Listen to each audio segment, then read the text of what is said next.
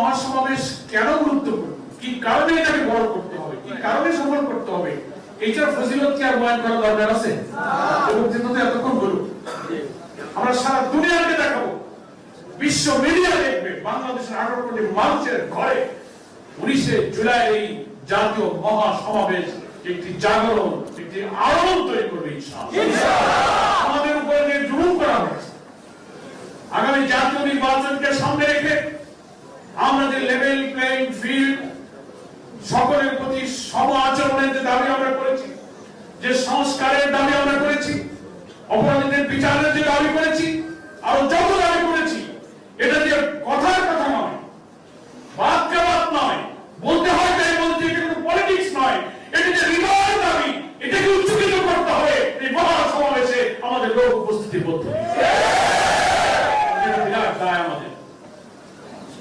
একটা অপশক্তি শুধু বাংলাদেশে নয়, বাইরের পরাশক্তি অপশক্তি চাচ্ছে 24-এর অভ্যুত্থানের পর জামাত ইসলামকে আল্লাহ তাআলা যে মর্যাদার স্থানে উঁচুতে নিয়ে গিয়েছেন, সেই জায়গায় যাওয়ার পথে তারা কিন্তু নতুন করে বাধা দেওয়ার নানান ষড়যন্ত্র শুরু করেছে। একটি চক্র, ফ্যাসিবাদী চক্র আমাদের নিষিদ্ধ করেছিল, শিবির নিষিদ্ধ, জামাত নিষিদ্ধ, অফিস বন্ধ, নেতৃবৃন্দের ফাঁসি ছিল একটা প্রতীক, তাও নষ্ট করেছিল। মহান আল্লাহ তাদেরকে নিষিদ্ধ করে দিয়ে ইসলামী আন্দোলনকে মর্যাদা রাখেন। এখন আল্লাহর এই শুকরিয়া, আল্লাহর কৃতজ্ঞতা প্রকাশের জন্য আল্লাহ এই 1 বছর পর জুলাই বিপ্লবের বার্ষিকীর মধ্যে পরীক্ষার সামনে হাজির করেছেন। আমি যে তোমাদের নিয়ামত দিলাম, তুমি সেই নিয়ামতের কি পরিমাণ কৃতজ্ঞতা দেখাতে পারো, এটাই তার প্রমাণ। লাইন শাকারতুম লা আযীদান্নাকুম। আমার নিয়ামতের শুকর যত করবে, তোমাদের নিয়ামতকে আমি তত বাড়িয়ে দেব। এই নিয়ামত তোমরা বাড়িয়ে দিতে চাই না? ঘর থেকে বেরোতে পারতে না, ড্রয়িং রুমে বসতে পারতে না, লেখাপড়া করতে পারতে না, ক্যারিয়ার শেষ হয়ে গেছে, মিটিং নেই, বৈঠক নেই, অফিস নেই, দল নিষিদ্ধ, শুধু চোখের পানি ফেলেছো, দিন কাটিয়েছো, নেতাদের মৃত্যুর ফাঁসির খবর শুনেছো। আমি সেই কেবল পার করে একটি নতুন যুগের উত্থান আমি ঘটিয়ে দিয়েছি। সেই রবের কাছে প্রমাণ দিতে যে হ্যাঁ আল্লাহ, তোমার এই কুদরত, তোমার নিয়ামতের প্রতি আমরা সিজদায় পড়েছি। আমাদের জান প্রাণ দিয়ে 19 জুলাই প্রমাণ করবো আমরা তোমার গোলাম, তোমাদের গোলামে আমরা এক মুহূর্ত নিষ্ক্রিয় থাকবো।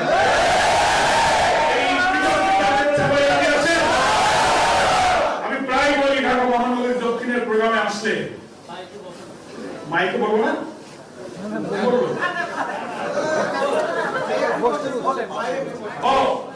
দক্ষিণের প্রোগ্রামে আসলে আমি বলি যে ঢাকা হচ্ছে বাংলাদেশের রাজধানী,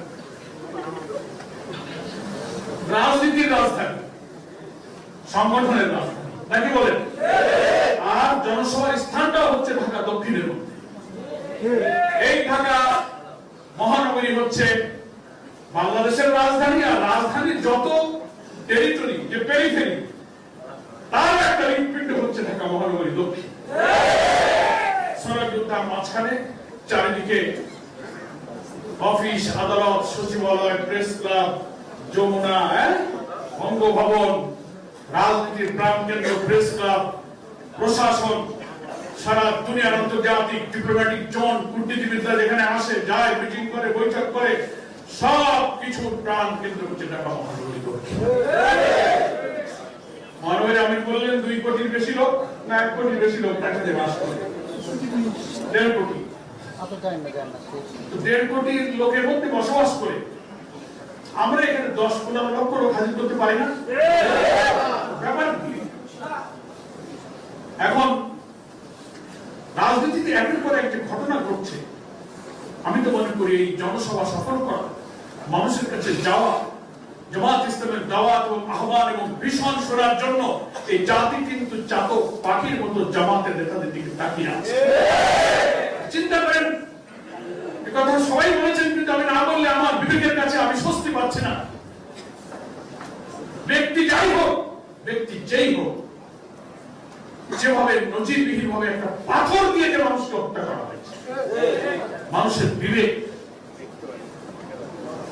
কাঁদছে, চোখের পানি ফেলছে অনেকে। সারাদিন আজকে অনেকে বলেছে, কাল রাত থেকে বলছে ওই দৃশ্যটা কয়েক সেকেন্ডের পরে আর চোখ দিতে পারছেন ঘুমাতে পারে না অনেকে, তার ব্রেন নার্ভাসনেস এসে গেছে, বলছে যে এই দৃশ্য তো দেখে শেষ করা যায়।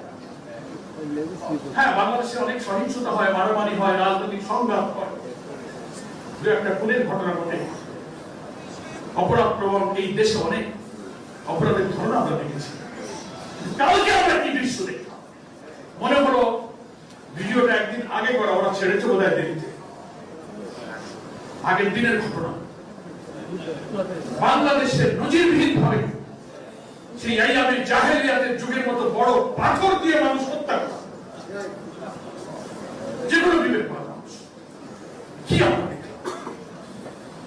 আমার মন বলছে, আমি কোন দল মত ব্যক্তি কোন দিকে ইঙ্গিত করে কথা বলতে চাই না, যাদের ইঙ্গিতে যারা এই পাথর মজলুম মানুষের উপরে যে পাথর চাপা দিয়ে হত্যা করেছেন, এই পাথরের বোঝা আপনাকে বহন করতে হবে,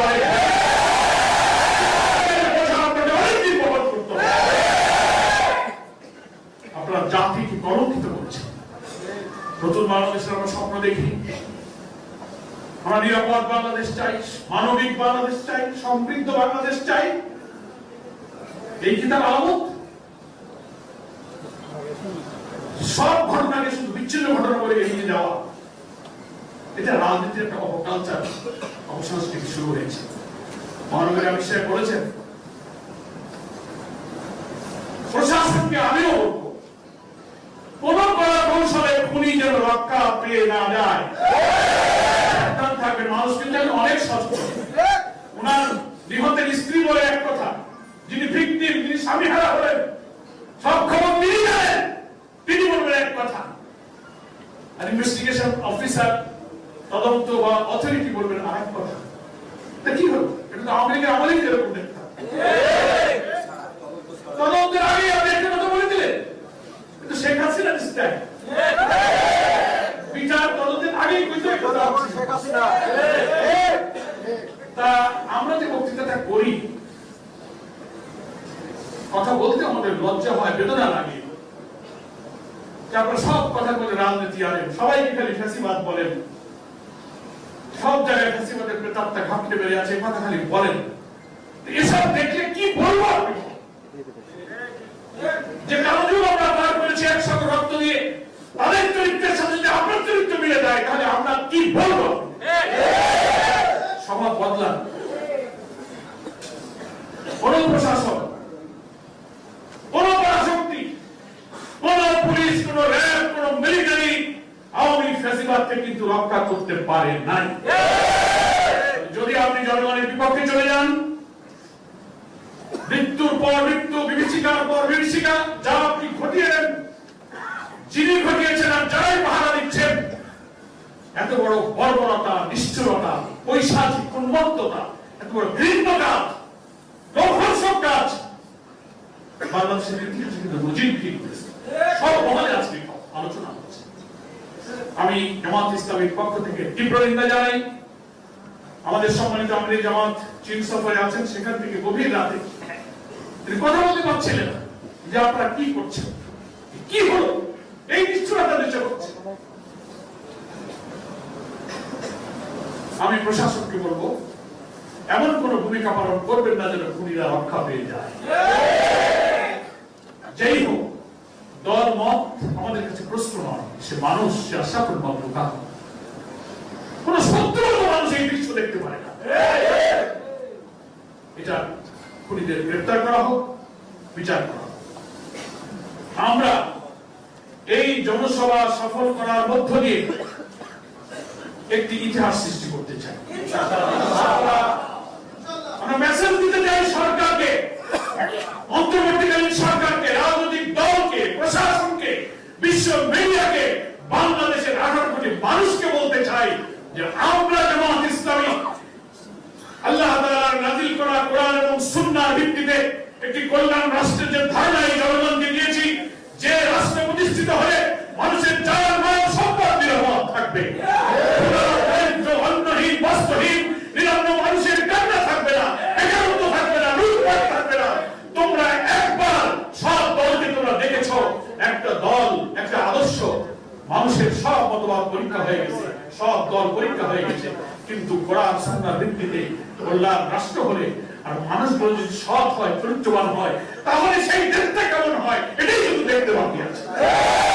এটার জন্য আমি দেশবাসীকে আহ্বান জানাবো, নিষ্ঠুরতা, এই বর্বরতার হাত থেকে বাঁচে যে মানবিক বাংলাদেশের জন্য নতুন বাংলাদেশের যে ডাক দিয়েছেন আমাদের সম্মানিত তাবলীগ জামাত, সেই জাতীয় ঐক্যটাকে সাড়া দিয়ে আপনারা এমন জায়গায় আপনাদের পড়তেন,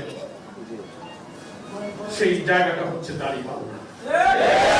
এই দাঁড়িপাল্লা হচ্ছে ইনসাফের প্রতীক, এটা হচ্ছে ন্যায় বিচারের প্রতীক।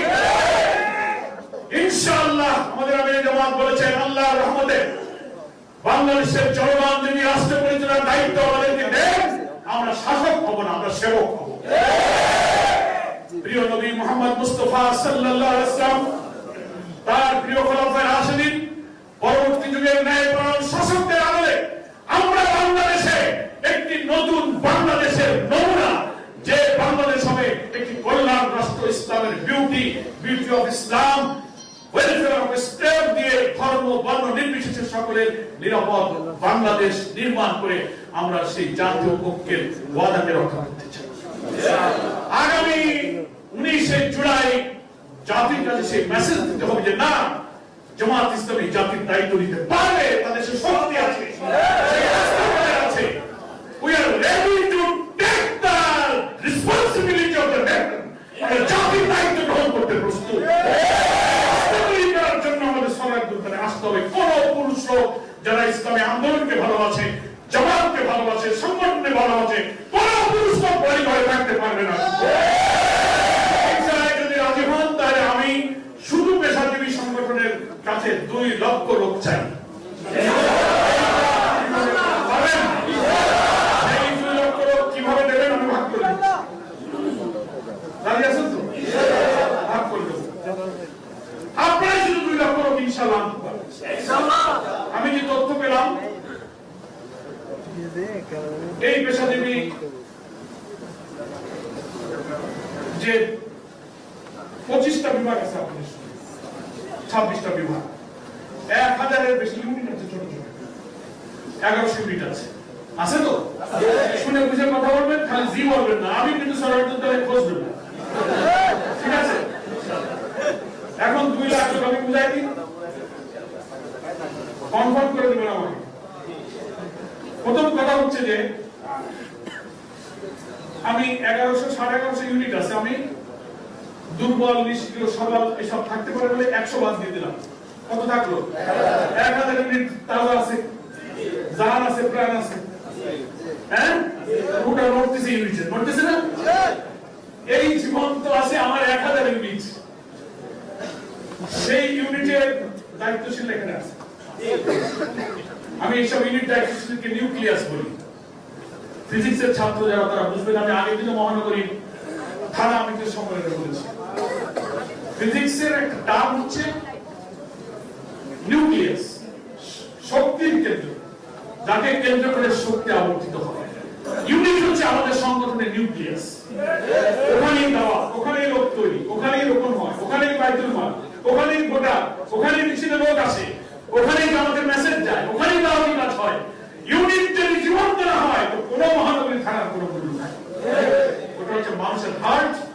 হার্ট যদি সুস্থ না থাকে, চেহারা, চুল আর হাত বাহু যতই নাদুস নুদুস হোক, এইখানে যদি 3টা রিং পরানো আর বাল যদি ছোট থাকে, কোনো চেহারায় কাজ হবে। এই সংগঠনের হার্ট হচ্ছে ইউনিট। তা আমি তো সেই হার্টের সাথে কথা বলতেছি, নিউক্লিয়াসের সাথে কথা বলতেছি, নাকি বলেন?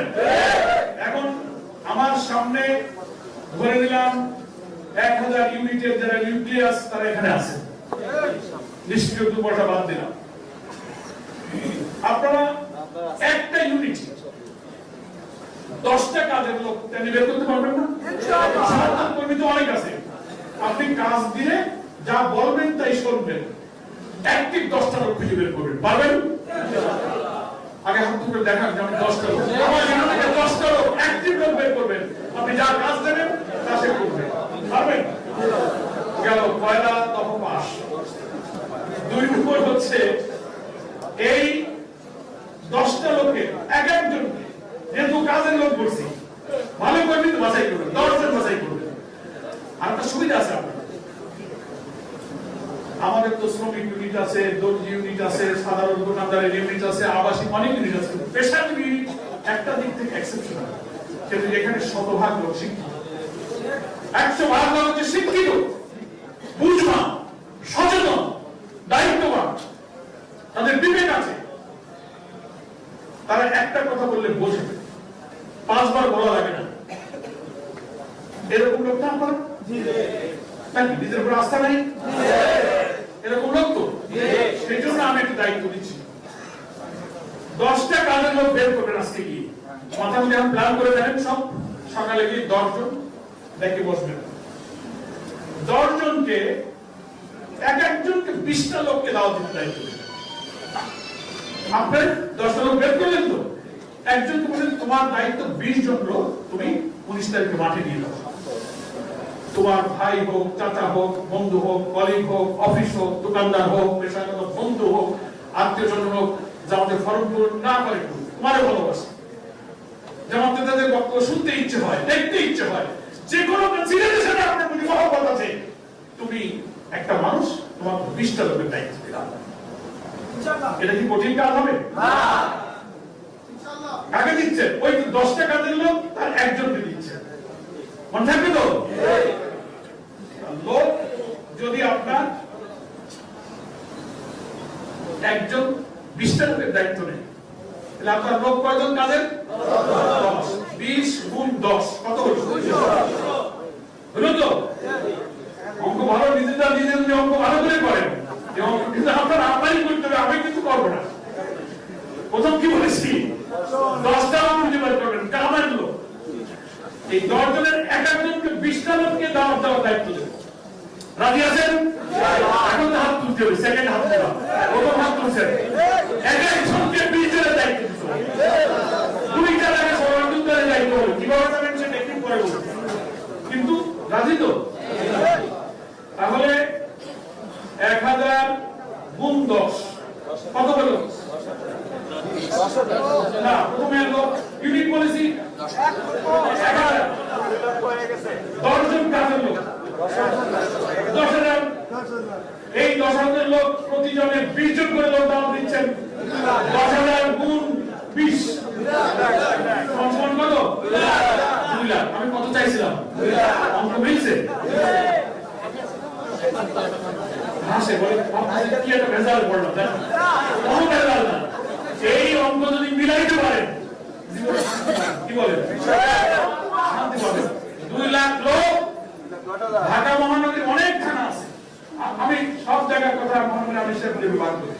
আমি শুধু পেশাজীবী যেহেতু শিক্ষিত, সচেতন, বিবেকবান আপনাদেরকে আমি দিলাম।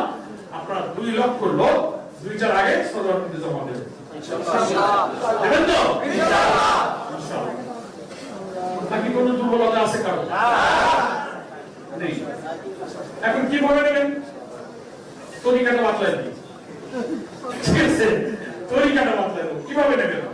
এই যে দাওয়াতিটা যদি করলেন, আপনার 10টা কাজগুলো পাইছেন তো, ওদের একটু চানাচুর মুড়ি খাওয়াবেন, সিঙ্গাড়া, খিচুড়ি, গোশ, রুটি যদি নাও খাওয়াতে পারেন, সকালে ডাকবেন যখন এই 10 জনকে, একটু চানাচুর মুড়ি করে খাওয়াবেন। আর যদি মনে করেন না ভাই আমি একটু নাস্তা পানি করতে পারবো না 10 জনকে, পারবেন না? খাওয়াই এই কাজ 10 জন আইছো, তোমাদের প্রত্যেকের 20টা করে লোক দাও। আমার প্রতিদিন কাজ করবা, সন্ধ্যা হলে আমার খবর দিয়ে দাও কয়জন হয়েছে তোমার। দরকার এসে নাম লেখো 20 জনের। সারাদিন হাঁটবে, অফিস আদালতে কাজে কামে যাবে, যে কজনে বলেছে তার গোড়া টিক দিয়ে দেবে। আজকে 5 জন হয়েছে, সময় তো আছে 1 সপ্তাহ, সময় আছে কয়দিন? আজ কয় তারিখ? 12, 19, 1 সপ্তাহ ধরে যায় তো। যেহেতু ফজর পরে কাজ শুরু হইতেছে, অফিসে থাকুক আর বাসায় থাকুক, সকাল বিকেল কাজ কাম কিন্তু সারাই লাগবে। কালকে দিন মিস দিলে কিন্তু লস। নাস্তা করবেন, বহু সওয়াব পাবেন। আল্লাহ রাসূল বলেছে খাওয়া মানুষ যত খাওয়া। আমাদের নায়েবে আমির কেন্দ্রীয় মাওলানা আবুল কালাম মোহাম্মদ ইউসুফ রাহিমাহুল্লাহ ছিলেন তো, সবাই বড় আলেম ছিলেন। উনি বলতেন বড় মানুষকে খাওয়া, মানুষের কল্পের নিচে কিছু দিয়ে দিবা, দেখো অনেক লাভ আছে। মুরব্বী মানুষ তো বোঝে, অনেক জ্ঞানী। তারপরে একটু নাস্তা খাওয়া নেই 10 জনের, পারবেন তো? 10 জনের নাস্তা খাওয়াইলে সওয়াবও হলো, ওদিকে 2 লাখ মানুষ হবে। এখন 20টা লোকের নাম সে লিখে ফেলবেন, 7 দিন ধরে দাওয়াতি কাজ করবেন আর রাজি করাবেন, কাগজটা পকেটে থাকবে, সন্ধ্যাবেলায় ফিরবে যে কয়টা হয়েছে ঠিক চিহ্ন দেবে, আর আপনাকে প্রতিদিন রিপোর্ট দেবে যে আমার 20-এর 2 হয়েছে, 5 হয়েছে, 7 হয়েছে, 10 হয়েছে, এই করে 18 তারিখ সন্ধ্যার মধ্যে 20 হয়ে যাবে। সবাই রাজি আছেন? পয়লা টেকনিক। দ্বিতীয় কাজ হচ্ছে যে রওনা দেবেন, টাইম যদি 2টা হয়, স্থান যদি সরাসরি হয়, আপনার ইউনিটে লোকেরা যেখানে থাকে সেখান থেকে কয়টা রওনা দেবে, ওদেরকে কোথায় আপনি একত্রিত হতে বলবেন? ওই 20 জন লোক। আপনি যদি টাকাটা কিনা খালি বলে বাড়ি চলে আসে কিন্তু গেল কি গেল না তা বলবেন কিভাবে? ওই 20 জনকে আপনি ফোন করে হোক, ডেকে হোক, একটা জায়গায় আপনি যদি বলেন ভাই আমার বাসা তো দূরে, আপনার কাছে আসতে পারেন, আমি যাচ্ছি, বল রওনা দাও, তুমি রওনা দিয়ে বলো, কনফার্ম করতে হবে। একজনের দায়িত্ব মাত্র 20টা লোককে কনফার্ম করা। পারলে এক জায়গায় অ্যাসেম্বলি করতে, আপনি সেখানে অমুক জায়গায় আসছেন, তুমি সেখানে আসবে। একটা স্থান ঠিক করা, দায়িত্ব ঠিক করা, নির্দিষ্ট দায়িত্ব দিয়ে দেবেন। যদি বেশি লোক দুর্বল হয়, এই পর্যায়ের দায়িত্ব তোমার, এটার দায়িত্ব তোমার করে আপনি দায়িত্ব নির্দিষ্ট করবেন। এবং একত্রে দক্ষিণ থেকে সরার্দি উদ্যানে যাওয়ার জন্য আমি তো মনে করি নিজের মধ্যেই যে মিটিং, এটা মিছিল করে চলে যাবো নাকি বলে মিছিল করে চলে যাবে। আপনি যদি গাড়ি জন্য অবস্থা করেন, টেম্পু লাগবে, প্রাইভেট লাগবে, বাস আসে, ট্রাক আছে, মিছিল করে নিশ্চয়ই মহানগরীর পক্ষ থেকে নির্দেশনা আছে যাওয়ার একটা সিস্টেম, ওই সিস্টেমের মধ্যে আপনি পড়ে যাবেন, সোজা চলে যাবেন, যানবাহন অপেক্ষা করা যাবে না, ঠিক আছে? যানবাহন বিশ্বস্ত না, ও টাইম মতো আসতে না পারে, ওর হাওয়া চলে যেতে পারে, ও ট্রাফিক জ্যামে পড়তে পারে। সবচেয়ে বিশ্বস্ত একটা গাড়ি আছে, এটার নাম হচ্ছে লেক মেল। এটার নাম কি? লেক মেল, যার কোনো ট্রাফিক জ্যাম নাই, যার হাওয়া যায় না, সুস্থ থাকলে চলে গাড়ি, নাকি বলেন? এই লেক মেলের উপরে আল্লাহ ভরসা করে আস্থা রাখবেন, টাইমলি আসবেন এবং চলে যাবেন। নেক্সট কথা হচ্ছে বর্ষা মৌসুম চলছে, আষাঢ় শ্রাবণ মাসের মৌসুম। আমরা আবহাওয়ার পূর্বাভাস দেখলাম, আবহাওয়ার যে ফোরকাস্ট আসলো তাতে 19-20 পর্যন্ত একটা বর্ষার আবহাওয়া 2 দিন আগে আমি দেখলাম, কিন্তু গত আজ আর কাল বর্ষা নেই। আলহামদুলিল্লাহ দেখা গেল যে আবহাওয়া বিজ্ঞানীদের পূর্বাভাস অনেক সময় ফেল করে, কি ফেল করে কিনা বলে। আমরা আবহাওয়ার যে মালিক, বৃষ্টির যে মালিক, আসমানের মালিককে জন্য দোয়ায় বলি, আল্লাহ তুমি ওই মাহফিলের দিনে আবহাওয়াটা ভালো রাখো। আর আল্লাহ তাআলা যদি চান যে তোমরা এত জজবা, এত পরীক্ষা দিতে চাইছো, দিয়ে একটু বৃষ্টি টেস্ট হয়ে থাকতে জীবন আছে, তা তাদের রাজি আছি নাকি বলেন? রাজি আছেন তো? আমরা চাবো দিলে আলহামদুলিল্লাহ, না দিব হাতি বললেও লাগছে না, ফাঁসতেও লাগছে। বর্ষা আসলে কি করবেন? ভাবলেন ভালো হলে তো একটু মশলা লাগবে না, যদি বৃষ্টি আসে দৌড় মারবেন নাকি? আমরা সবাই রসুল সেনা, ভয় করি না, কিন্তু বৃষ্টি আসলে দৌড়ব, এরকম হবে না? অবস্থা জায়গায় বসে থাকবেন, জায়গায় বসে থাকবেন। ভাই ব্যক্তিগত কাজে আমরা অনেক বিজি না, ছাতা নাই, অফিস থেকে যাচ্ছি, মাঠে ঘাটে যাচ্ছি, অফিসে যাচ্ছি, ভিজে গেছি। এত বড় ঐতিহাসিক